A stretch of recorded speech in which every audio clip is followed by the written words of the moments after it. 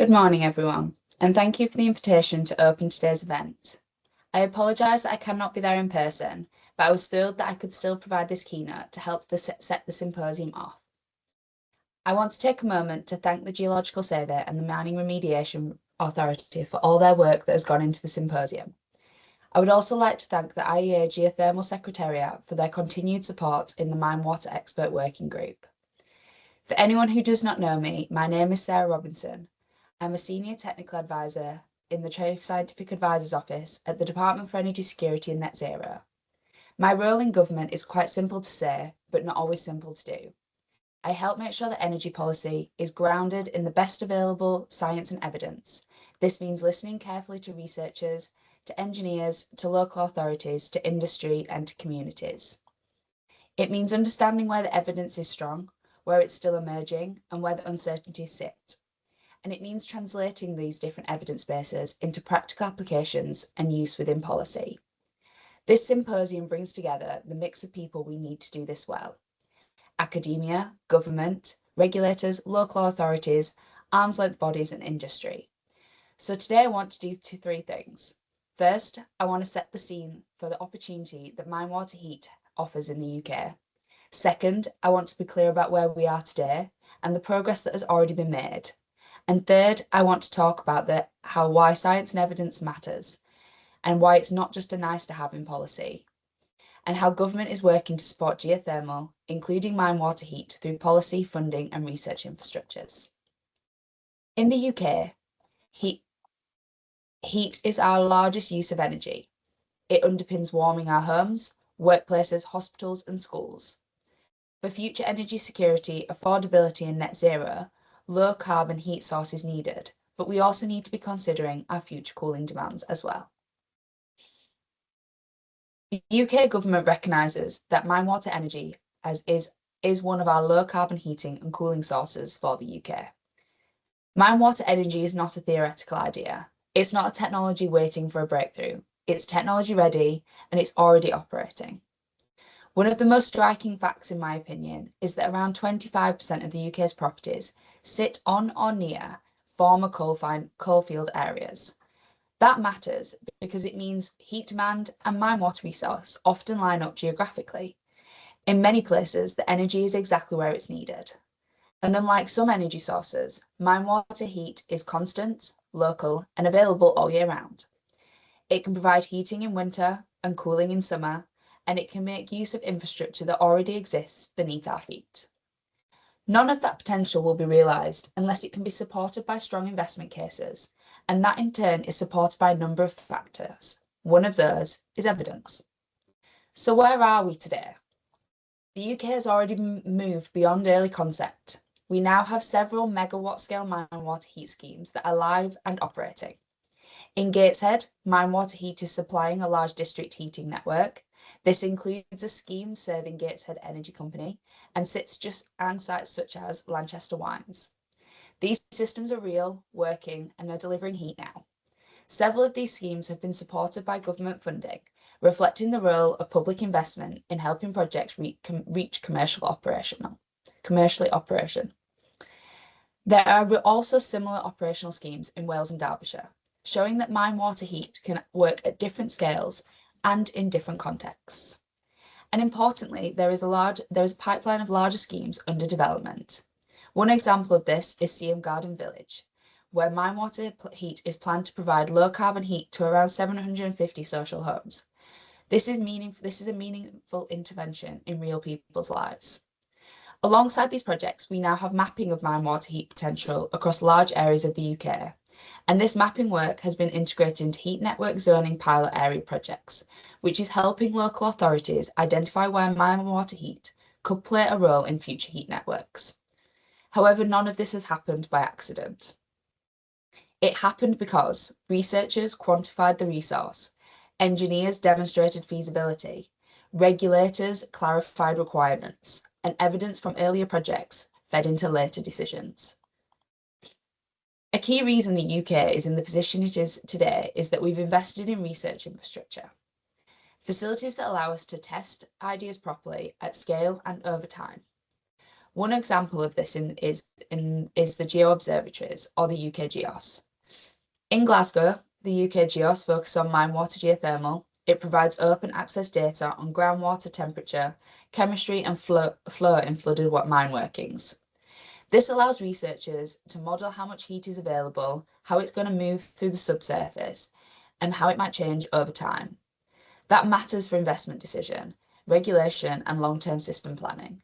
In Cheshire, the UK Geo Observatory focuses on sedimentary aquifer systems.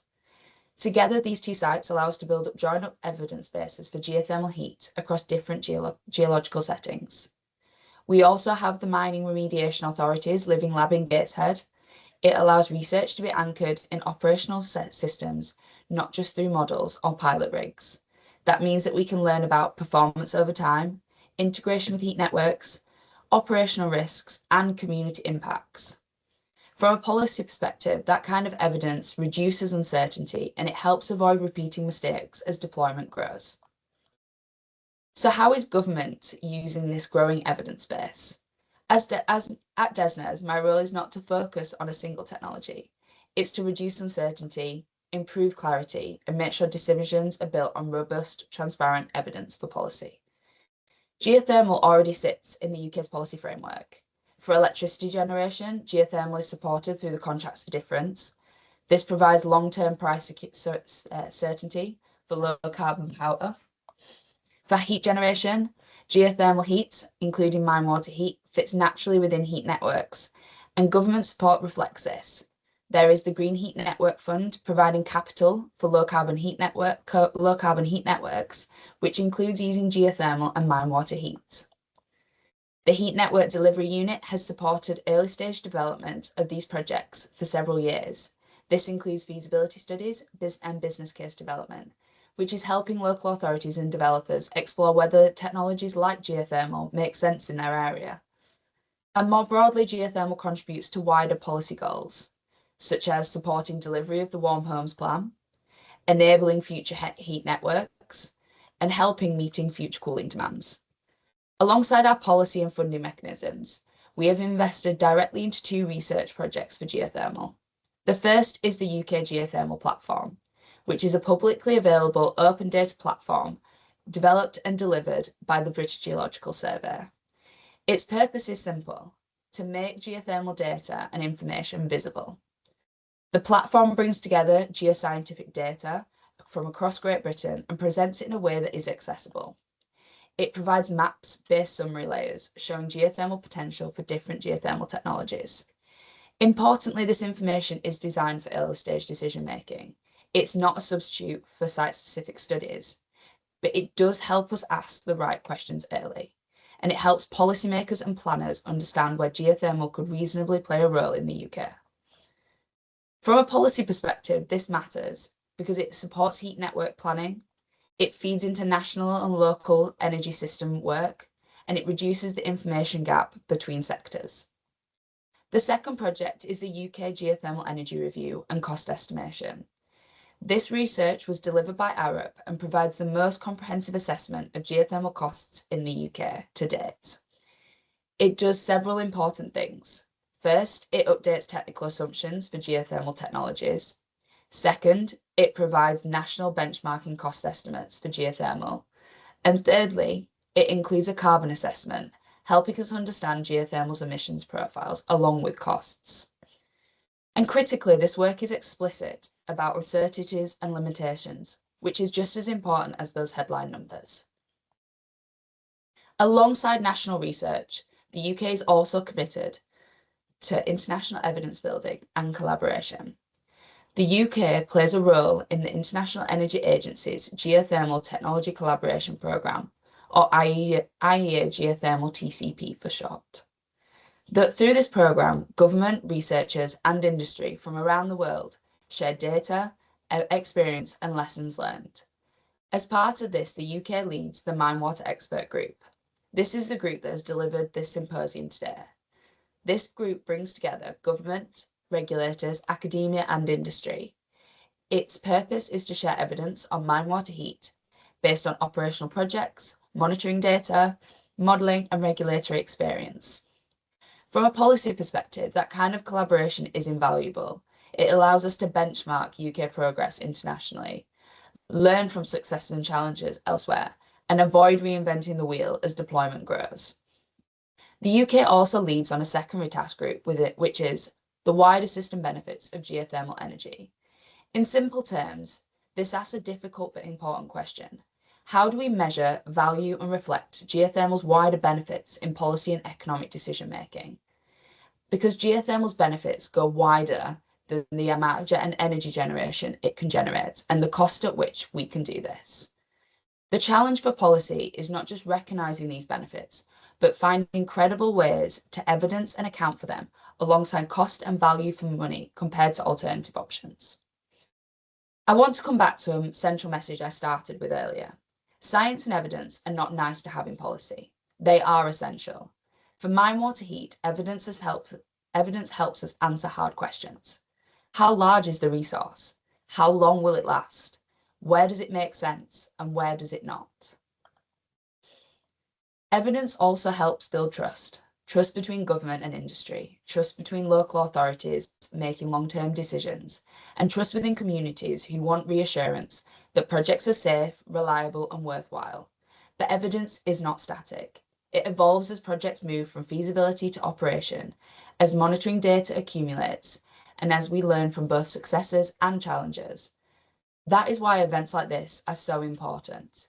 There is space to share data, to challenge assumptions, and to improve the collective evidence base. I want to end with a simple reflection. Mine Water Heat is a powerful example of how the UK's industrial past can support its net zero future. But turning that potential into delivery depends on continued collaboration between researchers generating evidence, industry applying it, local authorities shaping place-based solutions, and government translating this into policy. I really hope you all have fruitful discussions today and tomorrow, and I look forward to seeing how the evidence shared here helps shape the next phase of Mine Water Heat in the UK. Thank you.